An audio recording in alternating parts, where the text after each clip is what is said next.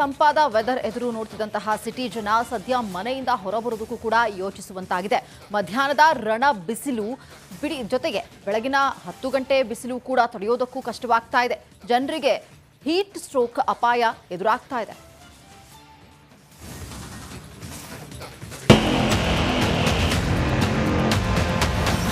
ನಾವಿಂಗ್ ನಡೆಯಕ್ಕಾಗ್ತಿಲ್ಲ, full ಬಿಸಿಲಿದೆ. Shivaratri ಮುಂಚೆನೆ ತುಂಬಾ ಬಿಸಿಲಾಗ್ತಿದೆ. ಅಬ್ಬಾ ಏನ್ ಬಿಸಿಲು, ಆಗ್ಲೇ ಬೇಸಿಗೆ ಕಾಲ ಶುರುವಾಯ್ತಾ? ಹೀಗೊಂದು ಕನ್ಫ್ಯೂಷನ್ ಸಿಲಿಕಾನ್ ಸಿಟಿ ಜನರನ್ನ ಕಾಡ್ತಿದೆ.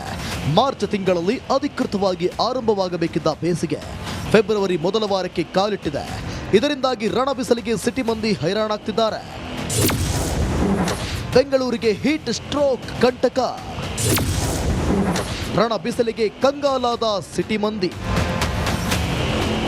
ಫೆಬ್ರವರಿಯಲ್ಲಿಯೇ ಸೂರ್ಯ ಜನರನ್ನ ಸುಡುತ್ತಿದ್ದಾನೆ. ಗರಿಷ್ಠ ಉಷ್ಣಾಂಶದಲ್ಲಿ 2 ಡಿಗ್ರಿಯಷ್ಟು ಏರಿಕೆಯಾಗಿದೆ.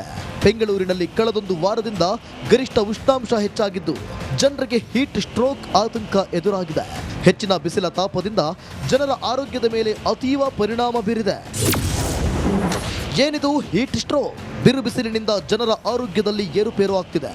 ದೇಹದ ಉಷ್ಣತೆ 40 ಡಿಗ್ರಿ ಸೆಲ್ಸಿಯಸ್ಗಿಂತ ಹೆಚ್ಚಾದರೆ ಸಮಸ್ಯೆ ಆಗುತ್ತೆ. ತಾಪಮಾನ ಹೆಚ್ಚಳದಿಂದ ಅತಿಯಾದ ಸುಸ್ತು, ಜೊತೆಗೆ ಮೈ ಚರ್ಮ ಕೆಂಪಾಗುವುದು, ಮೈ ಮೇಲೆ ಕೆಂಪುಗುಳ್ಳೆ, ತಲೆ ತಿರುಗುವಿಕೆ, ದೃಷ್ಟಿ ಮಂದ ಹೀಟ್ ಸ್ಟ್ರೋಕ್ ಲಕ್ಷಣಗಳಾಗಿವೆ. ಈ ಸಿಚುವೇಶನ್ ನೋಡಿದ್ರೆ ಮುಂದೆ ಏನಾಗುತ್ತೆ ಅಂತ ಗೆಸ್ಸೇ ಮಾಡೋಕ್ಕಾಗ್ತಾ ಇಲ್ಲ. ಆ ರೀತಿ ಇದೆ. ಹೀಗೆ ತಡ್ಕೊಳಕ್ಕಾಗ್ತಿಲ್ಲ ಜನ. ಮುಂದೆ ಹೋಗ್ತಾ ಹೋಗ್ತಾ ಏನು ಮನೆಯಿಂದ ಈಚೆಗೆ ಬರೋಕ್ಕಾಗ್ದಿರೋ ಪರಿಸ್ಥಿತಿ ಬಂದರೂ ಬರ್ಬೋದು. ಮೋಸ್ಟ್ಲಿ ನನ್ನ ಪ್ರಕಾರ ಬೆಳಗ್ಗೆ ಮತ್ತು ಈವ್ನಿಂಗ್ ಬಿಟ್ಟರೆ ಮಧ್ಯಾಹ್ನ ಯಾರು ಆಚೆ ಕಡೆ ಬರೋದು ಕಾಣೆ ಅಂತ ಅನಿಸುತ್ತೆ. ಹೀಟ್ ಸ್ಟ್ರೋಕ್ ಬಗ್ಗೆ ಇರಲಿ ಎಚ್ಚರ. ಬಿಸಿಲಿನಲ್ಲಿ ಕೆಲಸ ಮಾಡುವವರು ಹೆಚ್ಚು ನೀರು ಸೇವಿಸಬೇಕು. ಮಕ್ಕಳಿಗೆ ತೆಳುವಾದ ಬಟ್ಟೆಗಳನ್ನು ಧರಿಸಿ ಕ್ಯಾಪ್ ಬಳಸಿದರೆ ಉತ್ತಮ. ಮಕ್ಕಳಲ್ಲಿ ಉಷ್ಣತೆ ಕಡಿಮೆ ಇರುವಂತೆ ನೋಡಿಕೊಳ್ಳಿ. ಸಾಧ್ಯವಾದಷ್ಟು ಮಧ್ಯಾಹ್ನ ಮನೆಯಿಂದ ಹೊರಬರಬೇಡಿ. ಯಾರಾದರೂ ಮನುಷ್ಯ ಭಾಳ ಹೊತ್ತು ಬಿಸಿಲಲ್ಲಿ ಕೆಲಸ ಮಾಡುವಾಗ ಎಚ್ಚರದಲ್ಲಿ ವ್ಯತ್ಯಾಸ ಆದರೆ, ಮೈ ಭಾಳ ಬಿಸಿ ಆದರೆ, ಅಥವಾ ಸ್ಕಿನ್ ಎಲ್ಲ ರೆಡ್ ಆದರೆ, ಹೃದಯ ಬಡ್ತ ಫಾಸ್ಟ್ ಆದರೆ, ಕೈಕಾಲು ಇಟ್ಕೊಳ್ಳೋದು, ಇವೆಲ್ಲ ಹೀಟ್ ಸ್ಟ್ರೋಕ್ ಸಿಂಪ್ಟಮ್ಸು. ಇದೊಂದು ಮೆಡಿಕಲ್ ಎಮರ್ಜೆನ್ಸಿ. ಇದನ್ನು ನಾವು ಇಗ್ನೋರ್ ಮಾಡಿದರೆ ಪೇಷಂಟ್ ಅನ್ಕಾನ್ಷಿಯಸ್ ಆಗ್ಬೋದು, ಪ್ರಾಣಕ್ಕೂ ಅಪಾಯ ಆಗೋ ಸಾಧ್ಯತೆ ಇರುತ್ತೆ. ಇನ್ನು ಹೀಟ್ ಸ್ಟ್ರೋಕ್ ಡೇಂಜರ್ ಎಂದು ಪರಿಗಣಿಸಲಾಗಿದೆ. ಹೀಗಾಗಿ ಆದಷ್ಟು ಈ ಟೈಮ್ನಲ್ಲಿ ನೀರಿನಾಂಶ ಸೇವಿಸೋದು ಮುಖ್ಯ. ದೀಪ್ತಿ ತೋಳ್ಪಾಡಿ, ರಿಪಬ್ಲಿಕ್ ಕನ್ನಡ, ಬೆಂಗಳೂರು. ಫೆಬ್ರವರಿಯ ತಂಪಾದ ವೆದರ್ ಎದುರು ನೋಡ್ತಿದ್ದಂತಹ ಸಿಟಿ ಜನ ಸದ್ಯ ಮನೆಯಿಂದ ಹೊರಬರೋದಕ್ಕೂ ಕೂಡ ಯೋಚಿಸುವಂತಾಗಿದೆ. ಮಧ್ಯಾಹ್ನದ ರಣ ಬಿಸಿಲು ಬಿಡಿ ಜೊತೆಗೆ ಬೆಳಗಿನ 10 ಗಂಟೆ ಬಿಸಿಲು ಕೂಡ ತಡೆಯೋದಕ್ಕೂ ಕಷ್ಟವಾಗ್ತಾ ಇದೆ. ಜನರಿಗೆ ಹೀಟ್ ಸ್ಟ್ರೋಕ್ ಅಪಾಯ ಎದುರಾಗ್ತಾ ಇದೆ.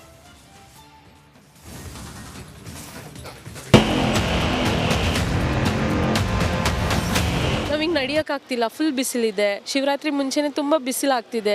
ಅಬ್ಬಾ ಏನ್ ಬಿಸಿಲು, ಆಗ್ಲೇ ಬೇಸಿಗೆ ಕಾಲ ಶುರುವಾಯ್ತಾ? ಹೀಗೊಂದು ಕನ್ಫ್ಯೂಷನ್ ಸಿಲಿಕಾನ್ ಸಿಟಿ ಜನರನ್ನ ಕಾಡ್ತಿದೆ. ಮಾರ್ಚ್ ತಿಂಗಳಲ್ಲಿ ಅಧಿಕೃತವಾಗಿ ಆರಂಭವಾಗಬೇಕಿದ್ದ ಬೇಸಿಗೆ ಫೆಬ್ರವರಿ ಮೊದಲ ವಾರಕ್ಕೆ ಕಾಲಿಟ್ಟಿದೆ. ಇದರಿಂದಾಗಿ ರಣ ಬಿಸಿಲಿಗೆ ಸಿಟಿ ಮಂದಿ ಹೈರಾಣಾಗ್ತಿದ್ದಾರೆ. ಬೆಂಗಳೂರಿಗೆ ಹೀಟ್ ಸ್ಟ್ರೋಕ್ ಕಂಟಕ, ರಣ ಬಿಸಿಲಿಗೆ ಕಂಗಾಲಾದ ಸಿಟಿ ಮಂದಿ. ಫೆಬ್ರವರಿಯಲ್ಲಿಯೇ ಸೂರ್ಯ ಜನರನ್ನ ಸುಡುತ್ತಿದ್ದಾನೆ. ಗರಿಷ್ಠ ಉಷ್ಣಾಂಶದಲ್ಲಿ 2 ಡಿಗ್ರಿಯಷ್ಟು ಏರಿಕೆಯಾಗಿದೆ. ಬೆಂಗಳೂರಿನಲ್ಲಿ ಕಳೆದೊಂದು ವಾರದಿಂದ ಗರಿಷ್ಠ ಉಷ್ಣಾಂಶ ಹೆಚ್ಚಾಗಿದ್ದು ಜನರಿಗೆ ಹೀಟ್ ಸ್ಟ್ರೋಕ್ ಆತಂಕ ಎದುರಾಗಿದೆ.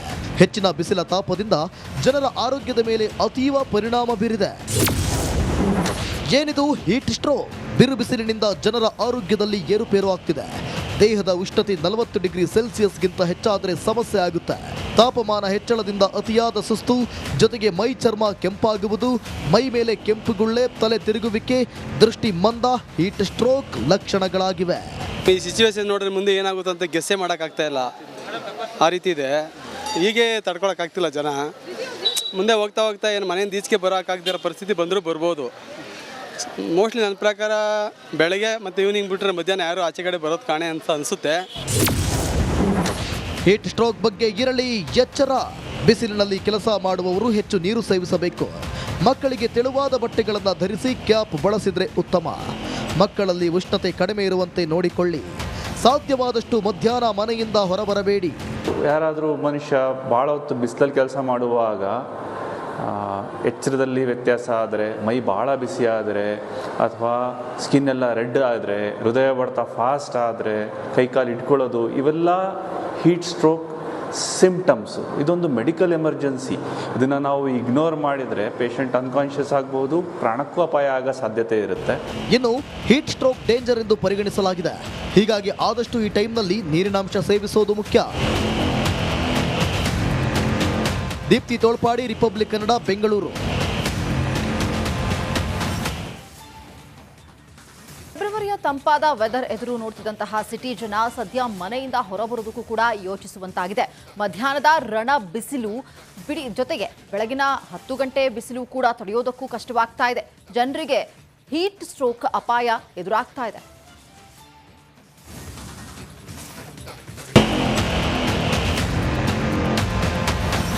ನಮಗೆ ನಡಿಯೋಕ್ಕಾಗ್ತಿಲ್ಲ, ಫುಲ್ ಬಿಸಿಲಿದೆ. ಶಿವರಾತ್ರಿ ಮುಂಚೆನೆ ತುಂಬಾ ಬಿಸಿಲಾಗ್ತಿದೆ. ಅಬ್ಬಾ, ಏನ್ ಬಿಸಿಲು! ಆಗ್ಲೇ ಬೇಸಿಗೆ ಕಾಲ ಶುರುವಾಯ್ತಾ? ಹೀಗೊಂದು ಕನ್ಫ್ಯೂಷನ್ ಸಿಲಿಕಾನ್ ಸಿಟಿ ಜನರನ್ನ ಕಾಡ್ತಿದೆ. ಮಾರ್ಚ್ ತಿಂಗಳಲ್ಲಿ ಅಧಿಕೃತವಾಗಿ ಆರಂಭವಾಗಬೇಕಿದ್ದ ಬೇಸಿಗೆ ಫೆಬ್ರವರಿ ಮೊದಲ ವಾರಕ್ಕೆ ಕಾಲಿಟ್ಟಿದೆ. ಇದರಿಂದಾಗಿ ರಣ ಬಿಸಿಲಿಗೆ ಸಿಟಿ ಮಂದಿ ಹೈರಾಣಾಗ್ತಿದ್ದಾರೆ. ಬೆಂಗಳೂರಿಗೆ ಹೀಟ್ ಸ್ಟ್ರೋಕ್ ಕಂಟಕ. ರಣ ಬಿಸಿಲಿಗೆ ಕಂಗಾಲಾದ ಸಿಟಿ ಮಂದಿ. ಫೆಬ್ರವರಿಯಲ್ಲಿಯೇ ಸೂರ್ಯ ಜನರನ್ನ ಸುಡುತ್ತಿದ್ದಾನೆ. ಗರಿಷ್ಠ ಉಷ್ಣಾಂಶದಲ್ಲಿ 2 ಡಿಗ್ರಿಯಷ್ಟು ಏರಿಕೆಯಾಗಿದೆ. ಬೆಂಗಳೂರಿನಲ್ಲಿ ಕಳೆದೊಂದು ವಾರದಿಂದ ಗರಿಷ್ಠ ಉಷ್ಣಾಂಶ ಹೆಚ್ಚಾಗಿದ್ದು ಜನರಿಗೆ ಹೀಟ್ ಸ್ಟ್ರೋಕ್ ಆತಂಕ ಎದುರಾಗಿದೆ. ಹೆಚ್ಚಿನ ಬಿಸಿಲ ತಾಪದಿಂದ ಜನರ ಆರೋಗ್ಯದ ಮೇಲೆ ಅತೀವ ಪರಿಣಾಮ ಬೀರಿದೆ. ಏನಿದು ಹೀಟ್ ಸ್ಟ್ರೋಕ್? ಬಿರು ಬಿಸಿಲಿನಿಂದ ಜನರ ಆರೋಗ್ಯದಲ್ಲಿ ಏರುಪೇರು ಆಗ್ತಿದೆ. ದೇಹದ ಉಷ್ಣತೆ 40 ಡಿಗ್ರಿ ಸೆಲ್ಸಿಯಸ್ಗಿಂತ ಹೆಚ್ಚಾದರೆ ಸಮಸ್ಯೆ ಆಗುತ್ತೆ. ತಾಪಮಾನ ಹೆಚ್ಚಳದಿಂದ ಅತಿಯಾದ ಸುಸ್ತು, ಜೊತೆಗೆ ಮೈ ಚರ್ಮ ಕೆಂಪಾಗುವುದು, ಮೈ ಮೇಲೆ ಕೆಂಪುಗುಳ್ಳೆ, ತಲೆ ತಿರುಗುವಿಕೆ, ದೃಷ್ಟಿ ಮಂದ ಹೀಟ್ ಸ್ಟ್ರೋಕ್ ಲಕ್ಷಣಗಳಾಗಿವೆ. ಈ ಸಿಚುವೇಶನ್ ನೋಡಿದ್ರೆ ಮುಂದೆ ಏನಾಗುತ್ತೆ ಅಂತ ಗೆಸ್ಸೇ ಮಾಡೋಕ್ಕಾಗ್ತಾ ಇಲ್ಲ. ಆ ರೀತಿ ಇದೆ. ಹೀಗೆ ತಡ್ಕೊಳಕ್ಕಾಗ್ತಿಲ್ಲ ಜನ. ಮುಂದೆ ಹೋಗ್ತಾ ಹೋಗ್ತಾ ಏನು ಮನೆಯಿಂದ ಈಚೆಗೆ ಬರೋಕ್ಕಾಗ್ದಿರೋ ಪರಿಸ್ಥಿತಿ ಬಂದರೂ ಬರ್ಬೋದು. ಮೋಸ್ಟ್ಲಿ ನನ್ನ ಪ್ರಕಾರ ಬೆಳಗ್ಗೆ ಮತ್ತು ಈವ್ನಿಂಗ್ ಬಿಟ್ಟರೆ ಮಧ್ಯಾಹ್ನ ಯಾರು ಆಚೆ ಕಡೆ ಬರೋದು ಕಾಣೆ ಅಂತ ಅನಿಸುತ್ತೆ. ಹೀಟ್ ಸ್ಟ್ರೋಕ್ ಬಗ್ಗೆ ಇರಲಿ ಎಚ್ಚರ. ಬಿಸಿಲಿನಲ್ಲಿ ಕೆಲಸ ಮಾಡುವವರು ಹೆಚ್ಚು ನೀರು ಸೇವಿಸಬೇಕು. ಮಕ್ಕಳಿಗೆ ತೆಳುವಾದ ಬಟ್ಟೆಗಳನ್ನು ಧರಿಸಿ ಕ್ಯಾಪ್ ಬಳಸಿದರೆ ಉತ್ತಮ. ಮಕ್ಕಳಲ್ಲಿ ಉಷ್ಣತೆ ಕಡಿಮೆ ಇರುವಂತೆ ನೋಡಿಕೊಳ್ಳಿ. ಸಾಧ್ಯವಾದಷ್ಟು ಮಧ್ಯಾಹ್ನ ಮನೆಯಿಂದ ಹೊರಬರಬೇಡಿ. ಯಾರಾದರೂ ಮನುಷ್ಯ ಭಾಳ ಹೊತ್ತು ಬಿಸಿಲಲ್ಲಿ ಕೆಲಸ ಮಾಡುವಾಗ ಎಚ್ಚರದಲ್ಲಿ ವ್ಯತ್ಯಾಸ ಆದರೆ, ಮೈ ಭಾಳ ಬಿಸಿ ಆದರೆ, ಅಥವಾ ಸ್ಕಿನ್ ಎಲ್ಲ ರೆಡ್ ಆದರೆ, ಹೃದಯ ಬಡ್ತ ಫಾಸ್ಟ್ ಆದರೆ, ಕೈಕಾಲು ಇಟ್ಕೊಳ್ಳೋದು, ಇವೆಲ್ಲ ಹೀಟ್ ಸ್ಟ್ರೋಕ್ ಸಿಂಪ್ಟಮ್ಸು. ಇದೊಂದು ಮೆಡಿಕಲ್ ಎಮರ್ಜೆನ್ಸಿ. ಇದನ್ನು ನಾವು ಇಗ್ನೋರ್ ಮಾಡಿದರೆ ಪೇಷಂಟ್ ಅನ್ಕಾನ್ಷಿಯಸ್ ಆಗ್ಬೋದು, ಪ್ರಾಣಕ್ಕೂ ಅಪಾಯ ಆಗೋ ಸಾಧ್ಯತೆ ಇರುತ್ತೆ. ಇನ್ನು ಹೀಟ್ ಸ್ಟ್ರೋಕ್ ಡೇಂಜರ್ ಎಂದು ಪರಿಗಣಿಸಲಾಗಿದೆ. ಹೀಗಾಗಿ ಆದಷ್ಟು ಈ ಟೈಮ್ನಲ್ಲಿ ನೀರಿನಾಂಶ ಸೇವಿಸೋದು ಮುಖ್ಯ. ದೀಪ್ತಿ ತೋಳ್ಪಾಡಿ, ರಿಪಬ್ಲಿಕ್ ಕನ್ನಡ, ಬೆಂಗಳೂರು.